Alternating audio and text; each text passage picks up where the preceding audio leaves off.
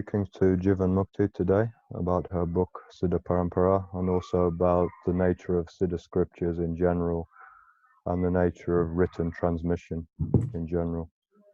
So if you could just show us the book quickly before I start. So this is the book, Siddha Param-PARA. It's quite a heavy one, and it's got 650 pages, crown size. I think I wouldn't say it's quite for reading. You can't read it as a novel, but you can use it as a contemplative tool. And the book itself is the pure transmission of the experience, the path itself, the path of Siddha Kundalini Yoga, Siddha teachings, and so on. But it's not the book that has been, retold. It is the book that has been written from the direct experience. Yep. Excellent. Well, I've read the book myself. I got it a few years ago and I had a very tremendous experience reading, and I found it to be completely different from any other book I read in terms of it was a spiritual experience. It wasn't necessarily like a logical book, like you read this and you learn something. I found the book to be really like the experience of the path and initiation into the path itself. So I just wanted to ask a few questions today to try and see if Jivanmukti could communicate the essence of the book to viewers and prospective people who may want to buy it. So I've just arranged a few questions here that I'll ask her today. All right. So I'd like to ask, like in general, how does a Siddha scripture differ from an ordinary book, an ordinary spiritual text, or just any book that one may read on spirituality? What makes a Siddha scripture or like this Siddha Param-PARA book different? Well, first of all, people who evolve spiritually, they shift, they transform within. It's not only that they shift a perspective or perception, or they start relating to some knowledge which is written or told by someone else. They question everything, and they not only shift in intellectual understanding of things and reality, but they completely transform, because even when you awake and you realize something, it doesn't mean that you've evolved. You may experience all kinds of phenomena. You may awake to the subtle body and experience different energy movements, all kinds of energetic phenomena, which is just simply, in other words, is becoming aware of your subtle being, of the energy body. But it doesn't mean that you've accomplished anything spiritually. So it's very difficult to actually understand at the moment and to kind of tell the weeds from the wheat what comes to spirituality, and to understand that what actually makes the spiritual accomplishment.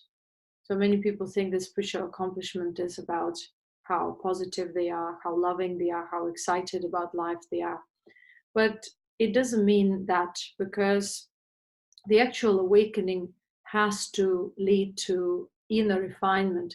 Inner refinement of the subtle body, first of all, has to bring realization that the body, the physical body itself, has been created because of the subtle impediments in the subtle body, in the mind. And so the karma itself is the body. So when we want to evolve further and understand the process of creation, manifestation and demanifestation, we have to realize the essence of our body. And this way we realize also what is karma, what is karmic experience. But we realize that by awakening to our subtle being. So when we awake to the subtle being, we can see all that which becomes an internal veil or an internal distortion, misinterpretation of reality. And so we navigate through these veils through awareness and the connection with the ultimate being. This connection with the ultimate being is actually the beginning of awakening, when you perceive yourself in such a profound, deep way, and it never goes away. So you can always absorb back into it and go back into it, so you know it. And by being connected with your ultimate, by awakening to your subtle essence, which is polluted, let's say, veiled at the moment, you start the refinement process.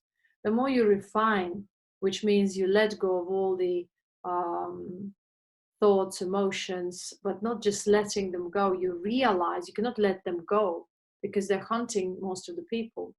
You realize there is a certain shift.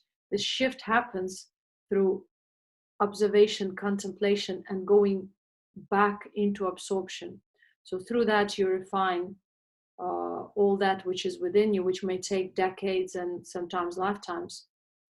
And only then you understand really the essence of life and the essence of liberation, which is the dissolution of karma. Dissolution of karma means the light body is purified. So that is the essence of spiritual purity, inner purity. So this light body, because it has become purified, it emanates the essence of the ultimate. And so the radiation is so powerful, spiritual radiation is so powerful that it starts transforming the physical body. And this is called karma cleansing or transforming the physical body. And through a certain period of time, or over a certain period of time, the physical body acquires the qualities of the subtle body. And thus there are different siddhis. And so the person transforms or gets to the level of a siddha being, which emanates, this being emanates through their form. Their form becomes also refined. They stop aging, they stop decaying from within, which means having diseases or any kind of changes. And so thus they accomplish this process, and eventually they just dissolve the body into thin air, you may say, or dissolve through that powerful radiation of their subtle body, of their light body. They dissolve the karma, which means the physical body. So the true accomplishment is that you realize the science of this evolutionary process, and you as a human being, which is still in the physical body, you become simply selfless and pure, and you just are able to really kind of simplify your perception about everything. So you live life, but you don't tangle with life. You have experience, you cherish experience, that you're easily letting it go. So that's difference. And when this kind of evolved being writes a scripture, the scripture emanates their being. So every word is the emanation of that conscious realization, of that conscious understanding of reality, which is beyond veils. And so it transmits through the words, through the sequence of words. So the sequence of words transmits the vibration. Everything in this day and age is a transmission. Transmission of music, transmission of poetry, transmission of art. Yet mostly these forms of transmission are based on our emotional veils, the transmission of emotions or transmission of a certain perspective or a concept. Now, Siddha transmission, Siddha scripture doesn't have a perspective or a concept. It is an emanation of the being, which is neutral, which is equanimous. And so such direct transmission into onto the paper, into the word, kind of stores, preserves the vibration itself. And so when the seeker, spiritual seeker, and adept further read such scriptures, they are able to acquire this direct experience in their body right away. So that's the difference. That's why it's called Shaktipat. Well, Shaktipat is not only initiation. Shaktipat means the conscious power is emanating, and this conscious power is not just knowledge or not just some kind of a perception. It's everything. It's the being, it's the emanation, it's the self-born knowledge all together as one emanation, you may say. And so these kind of scriptures are rare at the moment. In the past, the method of knowledge preservation was only through transmission, where let's say the teacher was, it was not even about the teacher, let's say one human being was transmitting to the other and activating that mechanism of receiving that or unfolding it within themselves, so there wouldn't be a need for any medium or any kind of translation or explanation of that direct self-born knowledge. So nowadays such scriptures are rare, yet still there is a possibility to come across that, and Siddha Param-PARA is the transmission book. So I'm not the best person to advertise it, but that is whatever is written there is the lived knowledge, the self-born knowledge, and the experience through this physical body. Excellent, thank you. Yeah, that answers quite a lot. And also answers quite a lot about my experience with the book and why it's been so. So I wanted to ask you as well, I heard you say that this book is really now supposed to be like the first step or the first initiation into your teaching, like before people come to retreat or some of the online things, you recommend them to first get this book and read it and sit with it for a while and contemplate. So I was just wondering why that's so. Why should people read this book first before these other things? And is it an initiation in itself, reading the book? And if so, how is it so? Well, most of the people come to spiritual search because of problems and troubles in life. So most of the people look for healing solutions, quick fixes, and they look for some kind of miracles in life. And most of the people are victimized at the moment. And so mostly they look for self-help books, for books which could, create some kind of sense of hope and salvation for them.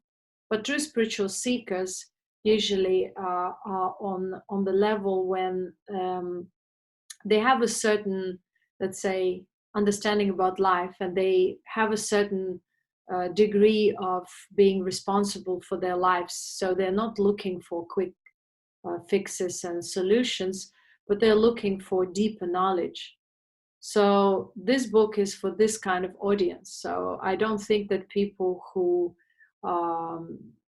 look for something extraordinary, let's say, just something magical or supernatural, who get just excited about reading that, should read this book, because they should rather read the novels. And because this book is actual initiation, which means it gives not only verbal explanation of the path, it transmits the path. So when one reads it, one cannot read it as a novel. Just, let's say I decided to read it through 70 pages in a row. It's not going to work. It's a book that emanates, that kind of draws you within, turns you within. And true awakening happens when the mind turns within and experiences deep, profound silence, essence, equanimity. So yoga and samadhi are the beginning of the path. They are not the fruit of the path or something to achieve. They are the tools of refinement, and this tool is the very mind itself, which turns within and dwells in its own essence. So this book becomes an initiation because it turns one's mind within and allows these people to not only read these lines or explanation, but perceive it beyond the words. That's why this transmission gives direct experience of actual yoga, actual meditation, and actual awakening. Okay, thank you. Also, my final question, just a quick one, was just about the title of the book. So what is Siddha Param-PARA actually, and how does this book represent it or communicate that to people? Well, Siddha Param-PARA is a certain mechanism to pass on knowledge, to preserve this knowledge, which means passing knowledge through the activation of this mechanism of unfolding this knowledge within themselves. So Siddha Param-PARA means the way knowledge remains alive through transmission. So it's a perfect lineage. Many people don't understand what spiritual lineage or traditions are, because they have no experience. True tradition is only alive when the knowledge is alive through the pure vessels that carry this knowledge. And these pure vessels are human beings. If the knowledge is alive, it means this knowledge enlightens them, and not only enlightens them intellectually, but enlightens them also physically. That's why the book is called The Key to Bi-Spiritual Awakening and Transformation, or Bi-Spiritual Immortality. Because in order for the knowledge to really sprout out, it has to manifest itself through the human alchemy, through the bi-spiritual transformation. And so this is the first, let's say, step for people. This book is the first step for people to actually understand the path, bypassing all the New Age ideas, conceptions, misconceptions, speculations, all kinds of religious dogmas and so on. Because at the moment we're filled with information, yet our ability to decipher this information is almost inexistent or very blurred, and mixed with our own superstitious ideas and with our own concepts and scientific concepts and so on. So there's a lot of logical and intellectual speculation and kind of projection, yet there is no direct experience. So the book itself offers this direct experience, and that's why it becomes the first step on the path.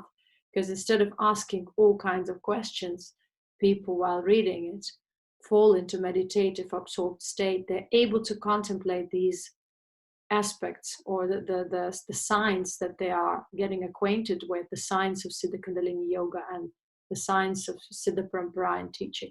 And they get a chance through that to actually open themselves to true spiritual purity, to true spiritual path within.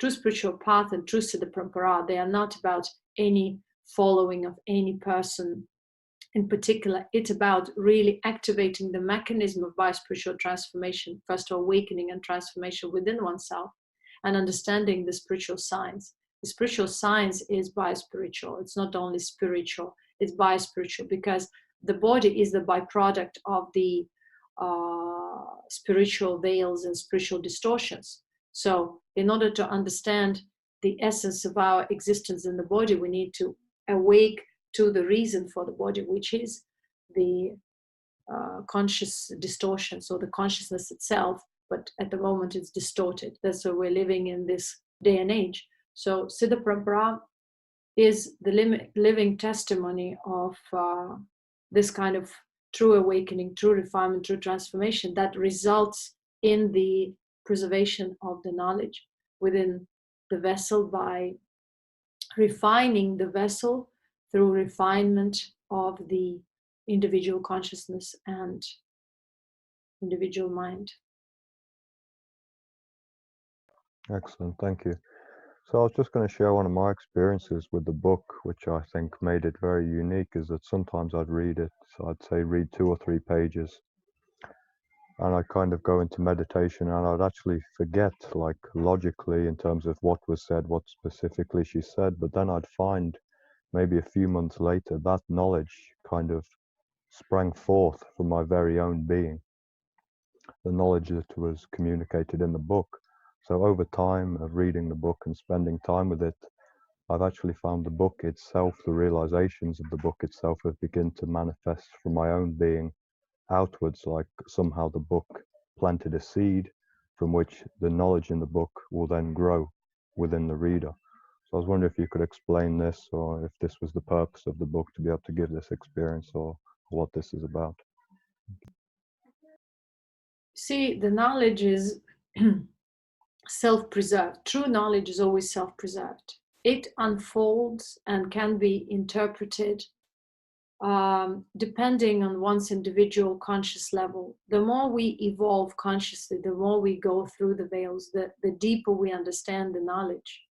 The knowledge itself is neutral and it's vibrant, like the experience of the ultimate being itself. But the way we interpret it through our vessel, through our body, through our veils of the mind will differ. So the more you refine yourself, the more you can observe or realize that by reading it again and again, after a while, you discover something new, because it is not the book that you discover, it is yourself that you discover, or you perceive it deeper, you relate to this knowledge more. Because we have access to all kinds of scriptural knowledge, but most of the people don't get even 20% of it, because they cannot simply relate to the experience through their vessels, through their body mind or complex. That's why all they see is some kind of a moral teaching or something else, miracles and stuff like that. So they see it through their own veils. The more you remove the veils, the more you just stay with the book in this one unique space. The same goes with the teacher and student. So at this point, the book becomes your teacher, and it pulls you into that space, the space where there is no differentiation, there is no student and teacher, there is just the experience, the vibrant, equanimous, blissful nothing. And you cannot put it in words because it's nothing for the world, yet it is so content, wholesome, and potent. And it is not never going anywhere. It is always there at the background of your being. And by going back there through the book, you learn to go back there on your own. And so the book and all that knowledge slowly unfolds within you, and you become that knowledge. Because only one knowledge is true, which is self-born, which is perceived through within, which is not related to what you've previously learned or any other bookish knowledge or someone else's thoughts and emotions. That's all. Excellent. Thank you very much. Well, I think that answers all my questions today about the book. I'd like to thank you for your time, and also thank you for writing this book in general, because it's really been a life-changing book for me and a lot of other people on the path. And I hope that anyone listening to this will also have the chance to read it as well and experience what you've just said. Yeah, I'm glad to hear that some individuals benefit. And I think that everything has the right moment and the right time for everyone. So whoever is to come across this book will come across this book, and they will really realize the value and understand how to work with the book and how to use it as an invaluable tool for enhancing their meditative experience, as well as how to grow with the book and walk along the evolutionary journey further.